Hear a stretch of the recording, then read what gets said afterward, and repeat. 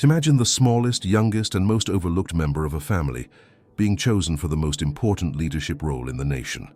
Yes, that exact situation. And no one thought it was a good idea at first. Israel, at this point, was not feeling particularly confident. Enemies were nearby, stability felt fragile, and the people wanted a leader who looked the part: tall, intimidating, experienced, preferably someone who inspired fear just by standing still. In modern terms, the nation was looking for a strong CEO type: sharp suit, loud voice, impressive resume. Instead, what they eventually got was David. David did not look like leadership material. He was not famous. He had no military background, no polished speeches, no reputation. His job description was simple: take care of sheep, keep them alive, and chase away predators using creativity and whatever happened to be nearby. Not exactly the profile people expect when they're worried about national security. While the rest of his brothers were at home, carefully presenting themselves, adjusting posture and trying to look important, David was out in the fields working. No audience, no strategy, no attempt to impress anyone. Just responsibility, routine, and dirt. In fact, when the moment came to review the family for a potential future leader, David wasn't even invited to the meeting. That's not a metaphor. He was literally forgotten. Someone eventually had to ask, "Is this all of them?" And only then did the family remember the quiet shepherd somewhere in the fields, probably covered in dust and sheep smell, doing the job no one else wanted. From a logical perspective, this made no sense. Leadership was supposed to look powerful. David looked busy. Leadership was supposed to sound confident. David sounded practical. Leadership was supposed to command attention. David wasn't even trying to be noticed. And yet that was exactly the point. While everyone else was focused on being seen, David was focused on being useful. While others were practicing speeches, David was solving real problems, alone, without applause.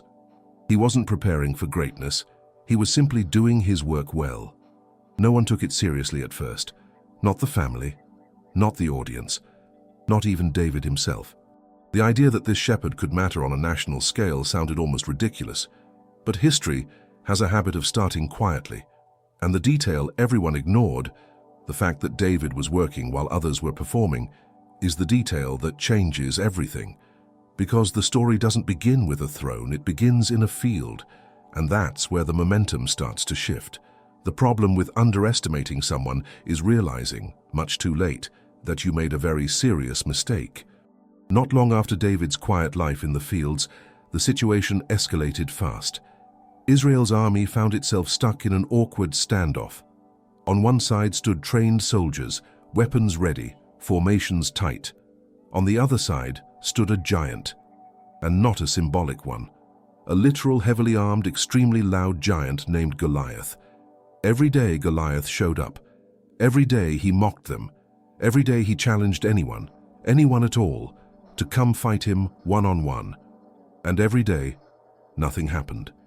No volunteers, no bold speeches, no heroic music, just silence. In modern terms, it was like a meeting room full of high-level executives, all staring at the table, hoping someone else would speak first. Everyone was qualified. Everyone had a title. No one wanted the responsibility. Enter David, not as a soldier, not as a volunteer, as a delivery guy. He arrived carrying food for his brothers, completely unaware that the entire army had been frozen in fear for weeks. He heard the shouting. He listened to the insults, and instead of being intimidated, he asked a very practical question. "So, why hasn't anyone handled this yet?" This did not go over well. People laughed, others were annoyed, some were offended. After all, David wasn't trained. He wasn't armored. He wasn't even officially involved. He was a shepherd who showed up with snacks and opinions. Still, the question lingered. Eventually, David was brought before the leadership. They tried to help. They offered him armor. Heavy armor, professional armor, the kind that looks impressive and feels safe. David put it on. Then he tried to move. It didn't work. The armor was too big. The sword was too heavy. Every step looked uncomfortable. It was clear within seconds that forcing David to fight like everyone else was a terrible idea. So he did something unexpected. He took it off. No armor, no sword, no dramatic pose. Just a sling and a few smooth stones, tools he already knew how to use, tools that made sense to him. Tools he had practiced with quietly, far from audiences and applause. Goliath, seeing this, was not impressed. That turned out to be his final mistake, because confidence, when mixed with carelessness, tends to backfire. Quickly, David didn't hesitate. He didn't give a speech. He didn't wait for approval. One precise movement, one well-aimed stone, and the situation changed instantly. The giant fell. The battlefield went silent. And then everything exploded. The impossible had just happened. The shepherd won. The army surged forward. Fear turned into momentum. And the story spread faster than anyone could control. But while the soldiers celebrated, something else began to shift quietly. David was no longer just a shepherd. He was now visible. And visibility, as it turns out, comes with consequences. Because overnight, the boy from the field didn't just become a hero, he became a political problem. Success arrived quickly, too quickly. David went from unknown shepherd to national hero almost overnight. Songs were written, stories spread.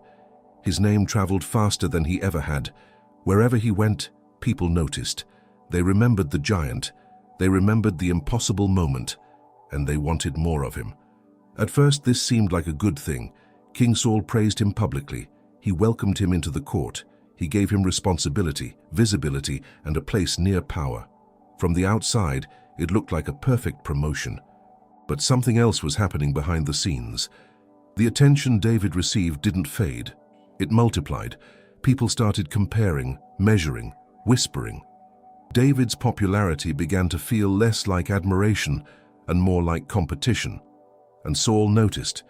In modern terms, it was like rising too fast inside a company, getting praised a little too loudly, succeeding a little too publicly, and suddenly realizing your boss is watching you very closely. Not with pride, with concern. Saul's behavior shifted. Compliments turned cautious. Trust turned into surveillance. Admiration quietly transformed into suspicion. Every success David had felt like a reminder of what Saul feared losing. Managing ego, unfortunately, was not one of Saul's strengths.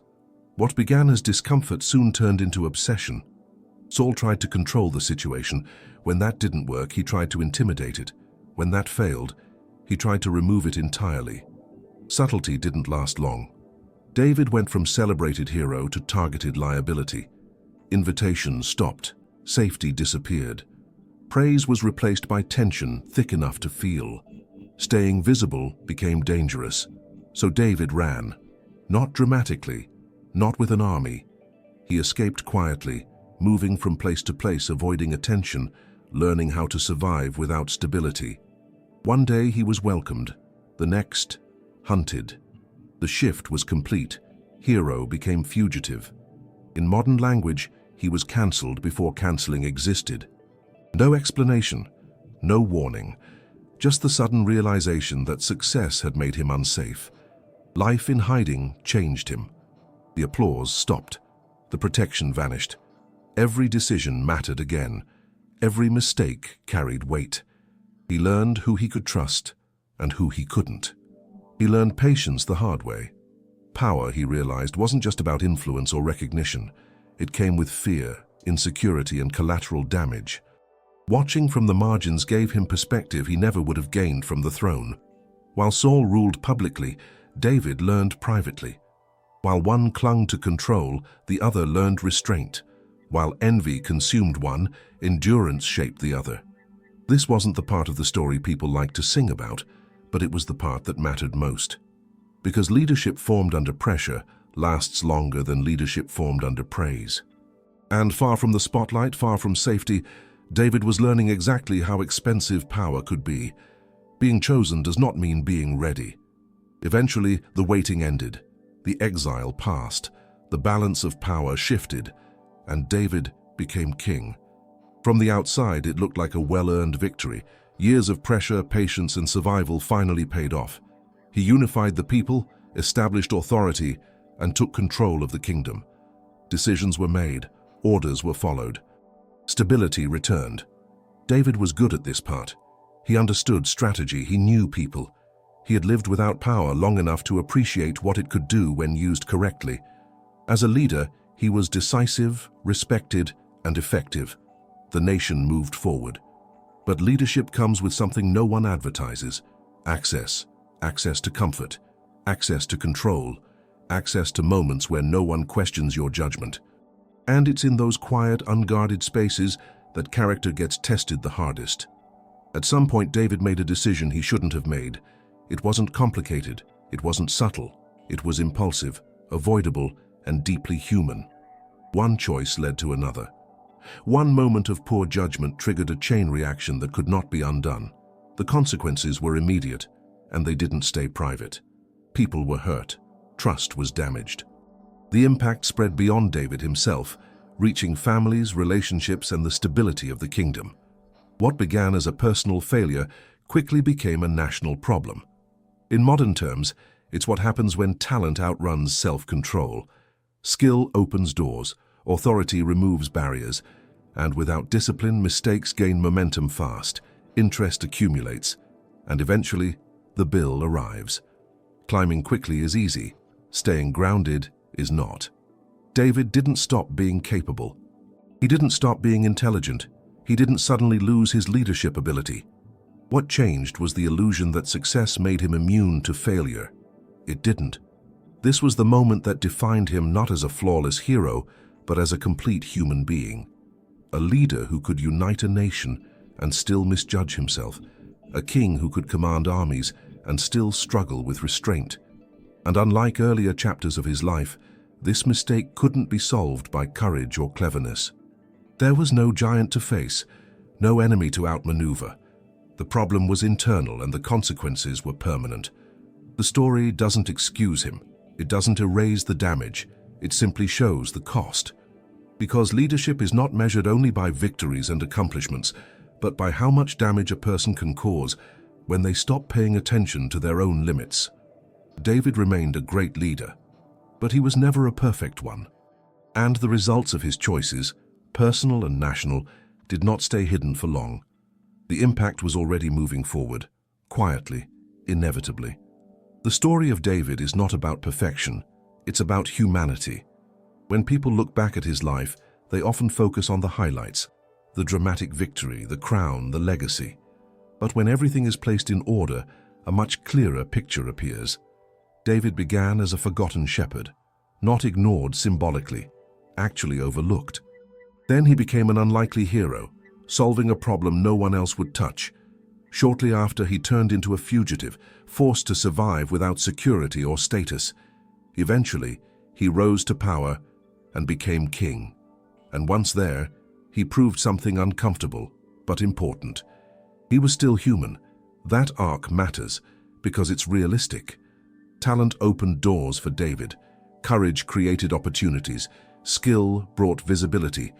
But none of those things protected him from himself. And that's the part most stories leave out. In modern terms, it's like achieving professional success without emotional maturity. The promotion happens, the authority arrives, the responsibilities increase, and suddenly, the same traits that helped someone rise begin to work against them. David's life shows that progress doesn't erase weakness, success doesn't delete flaws, and winning early doesn't mean winning forever. What makes his story last is not the victories, but the contrast.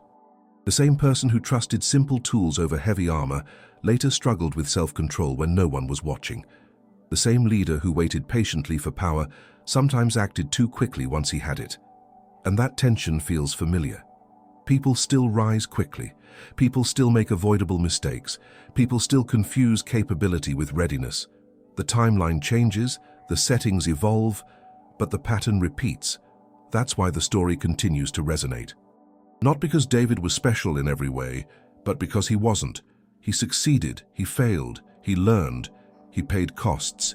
He kept moving forward, carrying both achievement and consequence. The story doesn't simplify him into a villain or a saint. It leaves him exactly where most people recognize themselves, somewhere in between. That balance is the lesson. Talent opens doors. Character decides how long you stay, and the absence of one eventually exposes the limits of the other. David's life doesn't end with a perfect resolution or a clean summary. It ends with complexity, with legacy mixed with regret, with leadership shaped by both wisdom and mistakes, which is why it still works as a story, because people don't stop struggling after they win. They just struggle differently, and that's the thread connecting a shepherd in a field to anyone navigating success today. So the question now shifts naturally. Which story should be simplified next? Solomon, the king who had wisdom but struggled with limits, Samson, the strongest man who couldn't manage himself, or Elijah, the prophet who faced victory and exhaustion back to back?